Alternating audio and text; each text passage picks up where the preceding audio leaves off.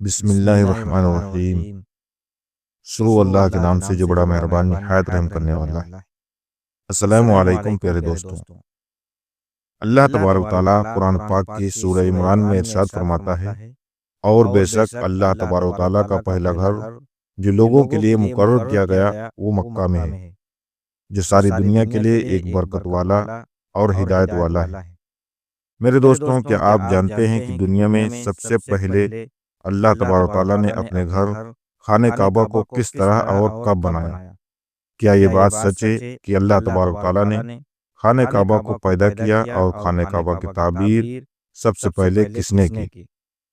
یعنی خانہ کعبہ کو سب سے پہلے کس نے بنایا، اور خانہ کعبہ کا حج اور طواف کرنے والے سب سے پہلے کون لوگ تھے، اور ابھی جو خانہ کعبہ ہے اس کو تعمیر یعنی بنائے ہوئے کتنے سال ہو گئے، اور خانہ کعبہ کو اب تک کتنی بار تعمیر کیا جا چکا ہے یعنی بنایا جا چکا ہے، اور خانہ کعبہ کا رہسمائی اتہاس کیا ہے؟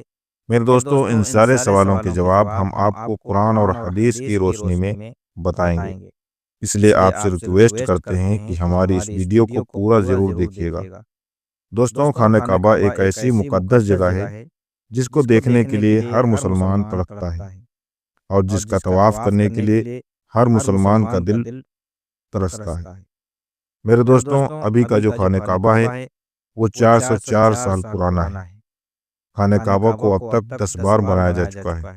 میرے دوستوں، خانہ کعبہ کی سب سے پہلی تعمیر حضرت آدم علیہ السلام کی پیدائش سے 2000 سال پہلے ہوئی، اور خانہ کعبہ کو سب سے پہلے اللہ تعالیٰ کے حکم سے فرشتوں نے بنایا، جس طرح کے تفسیر کتاب قرط میں لکھا ہے کہ جب اللہ تبارک تعالیٰ سے فرشتوں نے کہا کہ انسان تو پیدائش کے بعد زمین پر جھگڑا فساد کرے گا اور بہت خون خرابہ ہوگا، جس پر اللہ تعالیٰ نے فرمایا کہ جو کچھ میں جانتا ہوں وہ تم نہیں جانتے۔ فرشتے یہ سوچنے لگے کہ اللہ تبارک تعالیٰ ہم سے ناراض ہو گیا ہے۔ اس وقت فرشتے اللہ تبارک تعالیٰ کو راضی کرنے کے لیے اللہ تبارک تعالیٰ کے عرش کے نیچے طواف کرنے لگے اور اللہ تعالیٰ کی تسبیح بیان کرنے لگے، تو اللہ تبارک تعالیٰ نے ان پر رحمت نازل فرمائی اور اپنے عرش کے نیچے خوبصورت اور حسن و جمال والا گھر تعمیر کیا، جو جبل کے 4 کھمبوں پر بنا ہوا تھا، اور یہ گھر فرشتوں کے بیچ بیت المعمور کے نام سے جانا گیا۔ جس طرح کی اللہ تبارک تعالیٰ سورہ طور میں بیت المعمور کا ذکر فرماتا ہے، میرے دوستوں، بیت المعمور فرشتوں کا کعبہ ہے، اور یہ 7ویں آسمان میں عرش کے سامنے کعبہ شریف کے بالکل اوپر ہے۔ فرشتوں کے پیچھے بیت المعمور کی ایسی اہمیت ہے جیسے زمین پر کعبہ شریف کی اہمیت ہے۔ یہ آسمان والوں کا قبلہ ہے، اور ہر روز 70,000 فرشتے اس کا طواف کرتے ہیں اور نماز کے لیے حاضری دیتے ہیں۔ جو فرشتہ ایک بار بیت المعمور میں طواف کر لیتا ہے یا نماز پڑھ لیتا ہے، اس کے بعد دوبارہ اس کو کبھی موقع نہیں ملتا، بلکہ ہر روز نئے 7,000 فرشتے بیت المعمور میں حاضری دیتے ہیں اور اللہ تبارک تعالیٰ کی عبادت کرتے ہیں۔ بخاری اور مسلم شریف کی حدیث ہے کہ حضور صلی اللہ تعالیٰ علیہ وسلم کو بھی بیت المعمور دکھایا گیا۔ میرے دوستوں، سب سے پہلے اللہ تبارک تعالیٰ نے فرشتوں کے لیے کعبہ بنایا، جس کو بیت المعمور کہا جاتا ہے۔ اس کے بعد اللہ تبارک تعالیٰ نے فرشتوں کو حکم دیا کہ زمین پر اس بیت المعمور کے جیسا میرا گھر بناؤ، تاکہ جس طرف فرشتے بیت المعمور کا طواف کرتے ہیں اسی طرح زمین پر میرے بندے اس کا طواف کریں اور میری عبادت کریں۔ چنانچہ فرشتوں نے اللہ تبارک تعالیٰ کے حکم کی تعمیل کرتے ہوئے سب سے پہلے زمین پر بیت اللہ شریف یعنی کعبہ شریف کی تعمیر کی اور اس کا طواف شروع کیا، اور فرشتوں نے ہی سب سے پہلے خانہ کعبہ کا حج کیا۔ میرے دوستوں، خانہ کعبہ کی دوسری تعمیر اس وقت ہوئی جب اللہ تبارک تعالیٰ نے حضرت آدم علیہ السلام کو پیدا کرنے کے بعد زمین پر اتارا۔ اس طرح جب حضرت آدم علیہ السلام جنت سے زمین پر تشریف لائے تو حضرت آدم علیہ السلام نے اللہ تبارک تعالیٰ سے بارگاہ میں عرض کیا، یا رب العالمین، میں یہاں نہ تو ملائکہ کی تسبیح اور تکبیر سن سکتا ہوں اور نہ ہی کوئی عبادت گاہ دیکھتا ہوں، جیسا کہ آسمان میں بیت المعمور کو دیکھا جس کے چاروں طرف فرشتے طواف کیا کرتے تھے۔ حضرت آدم علیہ السلام کی یہ فریاد سن کر اللہ تبارک و تعالیٰ نے حضرت آدم علیہ السلام سے فرمایا کہ جاؤ، جہاں پر ہم نشان بتائیں وہاں کعبہ بنا کر اس کے چاروں طرف طواف بھی کر لو اور اس کی طرف منہ کر کے نماز بھی ادا کرو۔ حضرت جبرائیل علیہ السلام کو اللہ تبارک تعالیٰ نے حضرت آدم علیہ السلام کو گائیڈ کرنے کے لیے ان کے ساتھ بھیجا۔ چنانچہ حضرت جبرائیل علیہ السلام اللہ تبارک تعالیٰ کے حکم پر حضرت آدم علیہ السلام کے ساتھ چل پڑے اور انہیں اس جگہ پر لائے جہاں سے زمین بنی تھی، یعنی جس جگہ سے سب سے پہلے زمین کی شروعات پیدا ہوئی تھی، اور پھر وہیں جھاگ پھیل کر پوری زمین بنی ہوئی۔ اس جگہ پر حضرت جبرائیل علیہ السلام نے اپنے پر کو زمین پر مارا تو ساتوں زمین تک خانہ کعبہ کی بنیاد ڈال دی، جن بنیاد کو فرشتوں نے 5 پہاڑوں کے پتھروں کی مدد سے بھرا اور ان بنیاد پر چاروں طرف دیواریں کھڑی کر دی۔ ان 5 پہاڑوں میں کوہ لبنان، کوہ طور، کوہ جود، ہیرا وغیرہ بھی شامل ہیں۔ اس طرح جب دوسری بار بنایا جا رہا تھا تو حضرت جبرائیل علیہ السلام، حضرت آدم علیہ السلام اور حضرت ام حوا رضی اللہ تعالیٰ عنہ بھی شامل تھے۔ حضرت ام حوا رضی اللہ تعالیٰ عنہ مٹی اٹھا کر لاتی اور حضرت آدم علیہ السلام خانہ کعبہ کو بناتے جاتے۔ جب خانہ کعبہ کی تعمیر کا کام پورا ہو گیا تو پھر اللہ تبارک تعالیٰ نے حضرت آدم علیہ السلام کو طواف کرنے کا حکم دیا اور ساتھ ہی فرمایا کہ آپ پہلے انسان ہیں اور یہ پہلا گھر ہے۔ پھر حضرت آدم علیہ السلام خانہ کعبہ کی طرف منہ کر کے نماز ادا کیا کرتے اور اللہ تبارک تعالیٰ کی عبادت میں لگے رہتے۔ خانہ کعبہ کو تیسری بار کس نے بنایا؟ تو دوستوں، حضرت آدم علیہ السلام کے بنانے کے بعد وقت کے ساتھ ساتھ خانہ کعبہ کی دیواریں بھی کمزور ہونے لگی، تو حضرت آدم علیہ السلام کے بیٹے حضرت شیس علیہ السلام نے مٹی اور پتھروں سے خانہ کعبہ کو تیسری بار بنایا، جبکہ کچھ مفسر کا یہ کہنا ہے کہ حضرت شیس علیہ السلام نے صرف خانہ کعبہ کی مرمت کا کام کیا، اس کی تعمیر نہیں کی۔ میرے دوستوں، اب بات کرتے ہیں خانہ کعبہ کو چوتھی بار کس نے بنایا۔ تو دوستوں، خانہ کعبہ کو چوتھی بار اس وقت بنایا گیا جب اللہ تبارک تعالیٰ نے حضرت نوح علیہ السلام کی قوم پر طوفان کا عذاب بھیجا۔ طوفان نوح میں خانہ کعبہ کی عمارت غائب ہو گئی اور کچھ روایت کے مطابق خانہ کعبہ کی عمارت کو اٹھا لیا گیا اور یہ جگہ صرف ایک اونچے اور لال ٹیلے کی طرح رہ گئی تھی۔ اس طوفان کے بعد حضرت ابراہیم علیہ السلام اس دنیا میں تشریف لائے، تو اللہ تبارک تعالیٰ نے حضرت ابراہیم علیہ السلام کو خانہ کعبہ کو بنانے کا حکم دیا۔ حضرت ابراہیم علیہ السلام نے چوتھی بار خانہ کعبہ کو کس طرح بنایا؟ اس واقعے کے پیچھے کی کہانی کچھ اس طرح ہے کہ جب اللہ تبارک تعالیٰ کے حکم کے مطابق حضرت ابراہیم علیہ السلام نے اپنی بیوی حضرت بی بی حاجرہ رضی اللہ تعالیٰ عنہ اور اپنے بیٹے حضرت اسماعیل علیہ السلام کو مکہ کی بنجر ویران زمین اور پہاڑوں کے بیچ چھوڑ دیا، جہاں پر کوئی انسانی آبادی کا نام و نشان نہیں تھا اور نہ ہی خانہ کعبہ کی عمارت تھی۔ خانہ کعبہ کی جگہ بس ایک لال رنگ کا ٹیلا تھا۔ اس وقت حضرت ابراہیم علیہ السلام نے اپنی بیوی اور بچوں کو چھوڑ کر اللہ تبارک تعالیٰ کے منہ کے حکم کے مطابق مکہ کی طرف پہلا سفر کیا۔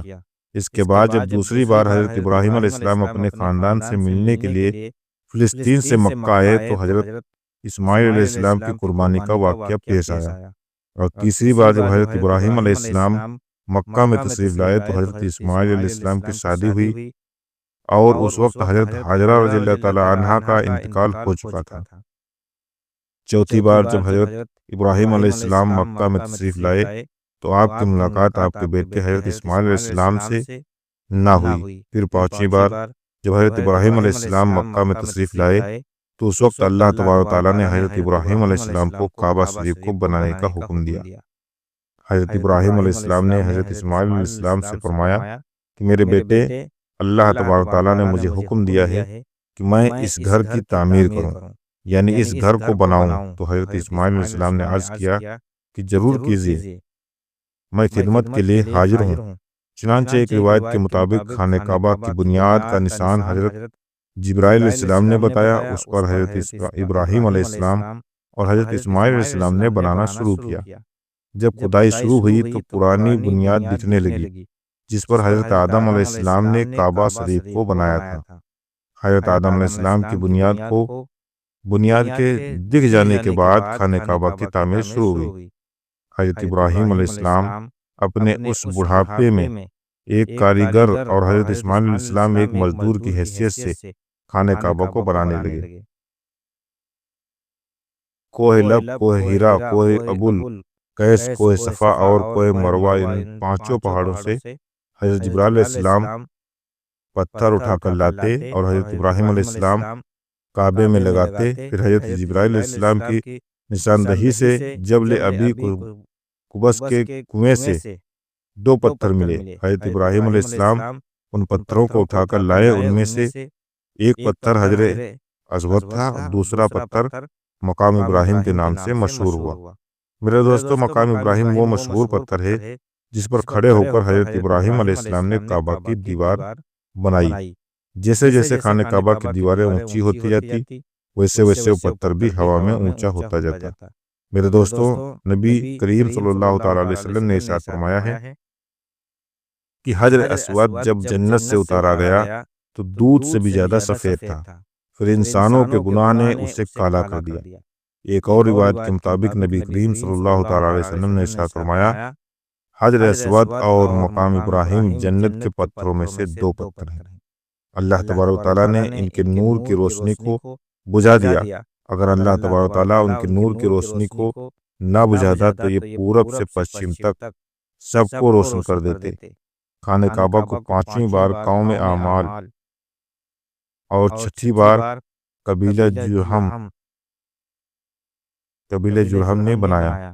قبیلہ جرہم میں سے جس شخص نے یہ کام کیا اس کا نام حرش بن مداد اصغر تھا۔